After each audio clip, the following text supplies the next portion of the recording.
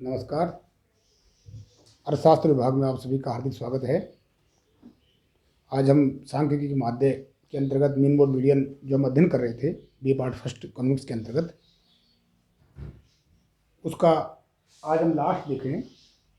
मैंने कहा था, ध्यान रखिए, मुख्य रूप से जो सतत सरणी है, ध्यान रखिए इस कंटिन्यूस सीरीज के अंतर्गत, ध्यान रखिए मुख्य रूप से मैंने कहा कि जो सवाल आपकी घुमा कर देगा, ध्यान रखिए आपके बी पार्ट फर्स्ट के पाठ्यक्रम के अनुसार जो आपके सवाल आएंगे सतत सरणी के, या जो एग्जामिनर सवाल आपको घुमा के दे सकता है, उसमें मैंने बताया आपको कि सतत सरणी के जो वैल्यूज हैं, जो मूल्य हैं, या जो इनकी आवर्तियां हैं, उनको विभिन्न रूप से वो दे सकता है। जो मुख्य रूप से मैंने आपको बताया था कि इसमें गैप भी आ सकता है। गैप जो हमारी सीरीज है, सरणी है सतत सरणी, उसमें गैप भी आ सकता है, असमान वर्गांतर भी आ सकता है, ठीक है, और मूल्य से कम या से अधिक भी आ सकते हैं। और बार बार मैं एक ही बात कहूँगा कि सभी के लिए हमको क्या करना है कि उनको सबसे पहले एक ऐसी सतत श्रेणी में जमाना है जिसमें न्यूनतम मूल्य से अधिकतम मूल्य जो होगा उसके बीच में कहीं कोई गैप नहीं होना चाहिए, नंबर एक बात। और नंबर दो, जो वर्गांतर है, जो आपका जो क्लास इंटरवल है, ध्यान रखिए वो सभी का समान होना चाहिए। तो मैंने पिछले व्याख्यान में आपको बताया था कि यदि असमान वर्गांतर है तो हम किस प्रकार से उसको समान वर्गांतर में जमाएंगे।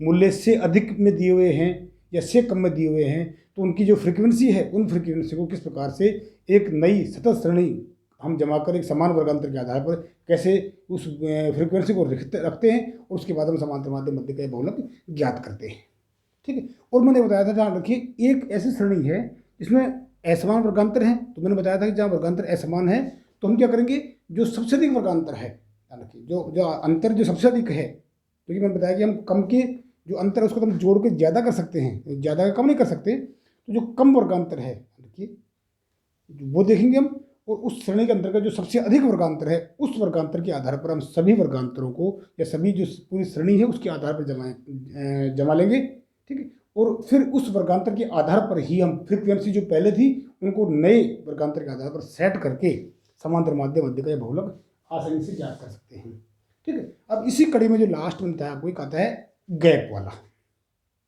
ठीक है। ध्यान रखिए सॉरी, कुछ श्रेणी ऐसी होती है जिसमें गैप दे दी जाता है, ध्यान रखिए गैप ज़्यादा नहीं देगा आपको, तो एक एक का गैप देते हैं। एक श्रेणी मैंने लिखी है फ्रीक्वेंसी, ये मूल्य लिखी है मैंने यहाँ पर 1 से 5, ठीक है, 6 से 10, 11 से 15, 16 से 20, 21 से 25, 26 से 30, 31 से 35 और 36 से 40, यानी कि ये मूल्य दी हुए हैं। और फ्रीक्वेंसी कुछ भी दे सकती है यहाँ पर, यानी कि यह फ्रीक्वेंसी कुछ भी दे सकती है। यानी कि इस प्रकार की श्रेणी के अंतर्गत जहाँ एक एक गैप, मैंने कहा आपको शुरू में बताया था कि मिनिमम मूल्य से मैक्सिमम मूल्य के बीच में कहीं कोई गैप नहीं होना चाहिए, ठीक है, कहीं कोई गैप नहीं होना चाहिए, और जो वर्गांतर है वो समान होना चाहिए। यानी कि इसमें हम देखा कि यहाँ पर एक एक का गैप है, यहाँ 5 के बाद 6, यानी 5 से 6 का बीच में गैप हो गया, ठीक है, या 10 से 11 बीच में गैप हो गया। तो यानी कि जब एक एक का गैप होता है, ठीक है, तो ऐसे जो वर्गांतर है या ऐसी श्रेणी है जिसके अंतर्गत हम क्या करते हैं कि एक का अंतर है, ध्यान रखिए उस एक के अंतर को जो हमारी L1 है, लोअर लिमिट है, ध्यान रखिए उसमें से हम 0.5 घटा देते हैं, और हमारी जो लोअर लिमिट है उसमें 0.5 जोड़ देते हैं। जब जहां पर इस प्रकार का गैप हो एक एक का, जैसे 1 से 5 से, मैंने 5 से 6 गैप हो गया, 10 से 11 गैप हो गया, 15-16 गैप हो गया, तो इस प्रकार जब एक एक का गैप होता है तो उसके अंतर्गत हम उस श्रेणी को सतत श्रेणी के रूप में, मैं बार बार कह रहा हूँ सतत श्रेणी का मतलब यही है कि न्यूनतम मूल्य से अधिकतम मूल्य के बीच में कहीं कोई गैप नहीं होना चाहिए, ठीक है, तथा वर्गांतर हमारा जो है वो समान वर्गांतर होना चाहिए, ठीक है। तो मैंने कहा कि इस प्रकार का जब एक श्रेणी आ जाती है या एक एक का अंतर आ जाता है तो हम क्या करेंगे, लोअर लिमिट में 0.5 एक अंतर है तो लोअर लिमिट में 0.5 कम कर देंगे, और जो अपर लिमिट है उसमें 0.5 जोड़ देंगे, ठीक है। तो इसमें जोड़ दिए, एक में हमने 0.5 कम किया तो कितना हो गया, ये हो गया, देखिए 0.5 से 5.5, ठीक है। ये 6 में 0.5 कम कर देंगे तो क्या आ जाएगा, ये आएगी 5.5 से 10.5, 10.5 से 15.5, 15.5 से 20.5, 20.5 से 5, और ये 25.5 से 30.5, 30.5 से 30.5, 35.5 से 40.5। ये हमारे आगे अब नए वर्गांतर आगे ध्यान रखिए, जो मूल्य हमारे हैं नए आगे। और ध्यान रखिए ऐसी स्थिति में हमारी जो फ्रीक्वेंसी है, जो हमारी आवृत्ति होंगी जितनी होंगी, उस आवर्ती जो फ्रीक्वेंसी है उनमें कोई चेंज नहीं होगा। फ्रीक्वेंसी जो आवृत्ति है उनमें कोई चेंज नहीं होगा। ध्यान रखिए जो फ्रीक्वेंसी यहाँ जैसे समझ लीजिए यहाँ 4 दे रखी है या 3 दे रखी है, 5 दे रखी है, 4, 6, 8, 2, 1, फॉर एग्जाम्पल हमने लिया ये फ्रीक्वेंसी इस तरह से दे रखी है। ध्यान रखिए तो इस फ्रीक्वेंसी में कोई चेंज नहीं होगा, ये सेम फ्रीक्वेंसी यहाँ ऐसी कैसी आ जाएगी। ध्यान रखिए तो इन फ्रीक्वेंसी में कोई चेंज नहीं होगा। तो अब आप देख लीजिए कि श्रेणी पूरी ऐसी बन गई, यानी कि इसमें मिनिमम मूल्य से लेकर और मैक्सिमम मूल्य जो हमारा है, यानी कि न्यूनतम मूल्य से अधिकतम मूल्य जो हमारा है उसके बीच में कहीं कोई गैप नहीं है।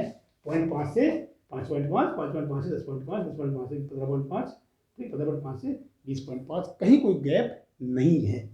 ठीक है, तो इस प्रकार से जो फ्रीक्वेंसी मैंने कहा फ्रीक्वेंसी वही रहेगी, n सिग्मा एफ।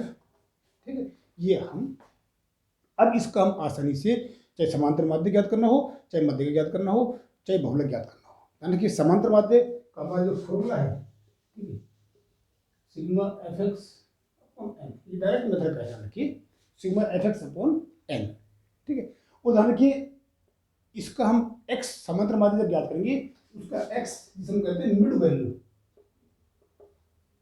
बीज का मूल्य, हम इसका कैसे निकालेंगे, यानी कि मैंने कहा दोनों का जोड़ के 2 का भाग दे देते, 0.5 प्लस 0.5 कितनी 6, 6 में 2 का भाग दे कितना आया 3, मिड वैल्यू जो हम समांतर माध्य ज्ञात करेंगे, जो ये x है हमारा, देखिए हम डायरेक्ट विधि से ज्ञात करेंगे sigma F X upon N.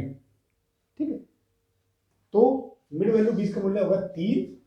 ठीक है, और चूंकि वर्गांतर कितने का है, ना रखिए क्लास इंटरवल में जो वर्गांतर आई है 5 का है, देख लीजिए 5.5 10.5 या 0.5 से 5.5, पूरे में 5 का वर्गांतर है। तो या हम दोनों को जोड़ के 2 को भाग दे देंगे 10.5, ठीक है, प्लस 5.5 कितना हो गया 10.5 और 5.5 16, 2 का भाग दे कितना 8, मिड वैल्यू है 8 आ गया। या हम जब वर्गांतर समान है तो हम 5 जोड़ जाएंगे, ज़्यादा आसान तरीका है, जैसे 3 और 5 8, 8 और 5 13, 13 5 18, 18 5 23, 23 से 5 28, 28 5 33, 33 5 38, ये हमारा क्लास उसमें मिड वैल्यू आ गया हमारा बीज का मूल्य, जो समांतर माध्यम हम ज्ञात करेंगे। डायरेक्ट विधि से हम सीधी एफ को एक्स से गुणा करके sigma F X upon N कर देते हैं, ये हम जानते हैं। अगर हम इसमें लघुरीति का प्रयोग करेंगे तो कोई भी कल्पित माध्यम मानकर, ठीक है, उसको हम dx निकाल लेते हैं। ठीक है, अज्यूम्ड मीन माइनस एक्स, जो हमने पिछले एग्जाम्पल में अच्छी तरह देखा, हम आसानी से ज्ञात कर लेंगे। यानी कि इसका मध्य का ज्ञात करते हैं, तो मध्य का चूंकि सतत श्रेणी है तो मध्य का वर्ग पहले ध्यान रखिए, हम मध्य का वर्ग निकाल लेते हैं, मध्य का वर्ग निकालेंगे पहले तो मध्य का वर्ग में से कौन सा मध्य का है उसके लिए हम नया फॉर्मूले का प्रयोग करते हैं। तो मैंने कहा जो सतत श्रेणी है, ध्यान रखिए कंटिन्यूस सीरीज है, उसमें यदि मध्य का वर्ग कौन सा है वो निकालने के लिए हम प्रयोग करते हैं साइज ऑफ n/2 आइटम, दो मूल्य, इससे हमको मध्य का वर्ग निकल जाएगा। किसमें देखेंगे संचयावर्ती में, तो पहले उसको हम CF के रूप में कन्वर्ट करेंगे, F का टोटल करके, ठीक है, CF बनाएंगे। ठीक है, और CF बनाने के बाद में हमको साइज ऑफ n/2 आइटम से मध्य का वर्ग आ जाएगा, और मध्य का वर्ग आने के बाद जो मध्य का फॉर्मूला है, ठीक है, m = L1 + I/F cos -C0, उस मध्य का जो फॉर्मूला है उस फॉर्मूले के आधार पर हम आसानी से मध्य का कौन सा है, क्या उत्तर है, आसानी से ज्ञात कर लेंगे। ये मैंने पिछले व्याख्यान में आपको आराम से डिटेल से बहुत अच्छे तरीके से सरल एग्जाम्पल लेके आपको समझाया जा चुका है। यहाँ तो हम केवल ये बताने का प्रयास कर रहे हैं, आपको ये बता रहा हूँ मैं कि इस तरह से जब डिफरेंट जो हम सतत श्रेणी है वो ऐसे ऐसे गैप वाले आ जाए, मान लीजिए के का, तो हम उसको कैसे सही वर्गांतर के रूप में, सतत सरणी के रूप में हम इसको कन्वर्ट करते हैं और फिर उसका समांतर माध्य मध्य का बहुलक ज्ञात करते हैं। ठीक है, और बहुलक हम निकालते हैं, बताया आपको मैंने। बहुलक के अंतर्गत सबसे आसान तरीका है कि बहुलक वर्ग कौन सा निकालेंगे, इसके लिए विश्लेषण तालिका का प्रयोग करते हैं। विश्लेषण तालिका का प्रयोग करते हैं, जिसमें हम इन कॉलम बनाकर इस प्रकार से हम फ्रीक्वेंसी, फिर 2-2 का योग, 1 छोड़ के 2-2 का जोड़, 3-3 का, 1 छोड़ के 3-3 का, फिर 2 छोड़ के 3-3 का योग करते हैं। और जो प्रत्येक उस कॉलम में जो मैक्सिमम मूल्य है, ध्यान रखिए, जो मैक्सिमम उस फ्रीक्वेंसी के योग का आता है, किस किस का आ रहा है, उनके मूल्यों को नंबर देख के, उनके मूल्यों को नंबर देख के विश्लेषण तालिका के आधार पर हम बहुलक वर्ग निकालते हैं। और बहुलक वर्ग के बाद में जो बहुलक का हमारा फॉर्मूला है हम जानते हैं आसानी से, उसे हम बहुलक निकाल लेते हैं। तो इस प्रकार से ध्यान रखिए, हम समांतर माध्य मध्य का और बहुलक निकालते हैं। ये आपके बहुत सरल तरीके से मैंने आपको बताया है, बहुत अच्छे अच्छे एग्जाम्पल लेके मैंने तमाम तरह की जो सीरीज वगैरह हैं ये सारी मैंने आपको बता दी है कि किस प्रकार से समांतर माध्य मध्य का और बहुलक तीनों हैं केंद्रीय प्रवृत्ति के माप जिन्हें हम कहते हैं। ये सांख्यिकी की पार्ट है, किस प्रकार से हम ज्ञात करते हैं। और मैंने शुरू में बताया था कि इनका यूज क्यों है, अर्थशास्त्र में क्यों पढ़ते हैं, अच्छी तरह हम जानते हैं। हम अर्थशास्त्र में मैथमेटिक्स क्यों पढ़ते हैं ये भी हम अच्छी तरह जानते हैं। ठीक है, शॉर्ट में है कि आर्थिक समस्याओं, हम अर्थशास्त्र में क्या करते हैं, ध्यान रखिए, आर्थिक समस्याओं का अध्ययन करते हैं एवं उन समस्याओं का समाधान प्रस्तुत करते हैं। तो इसके लिए जो जहाँ हमको स्टैटिस्टिक्स का पार्ट का प्रयोग करना पड़ता है, यानी कि इस सांख्यिकी के द्वारा हम आर्थिक समस्याओं को कैसे हल करते हैं, कैसे सोल्व करते हैं, कैसे अध्ययन करते हैं, ये गणित के द्वारा कैसे अध्ययन करते हैं। मैंने कहा हम अवकलन पढ़ेंगे, आप जब सेकंड ईयर में पढ़ोगे ध्यान रखिए, तो वहाँ एक सेकंड पेपर आएगा आपको इकोनॉमिक्स में, जिसमें प्रारंभिक अर्थशास्त्र में गणित के प्रयोग, जिसमें पूरी जो मैथमेटिक्स में जो पार्ट पढ़ते हैं, गणित में जो आप पार्ट पढ़ोगे वो उसमें हम पढ़ेंगे अवकलन, समाकलन, मैट्रिक्स, डिटरमिनेंट, सारणिक, उच्चष्ट, निम्नष्ट, जो ये वैल्यू जो गणित में पढ़ते हैं वो यहाँ पढ़ेंगे। और क्या करेंगे, हम उनके द्वारा आर्थिक समस्याओं का आप कैसे अध्ययन करते हैं, कैसे समाधान करते हैं, उनका अर्थशास्त्र में क्या रोल है, किस चीज़ का अध्ययन करेंगे।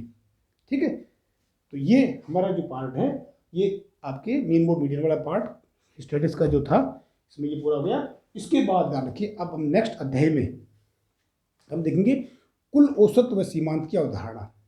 ठीक है, अभी हम देखते हैं। Thank you.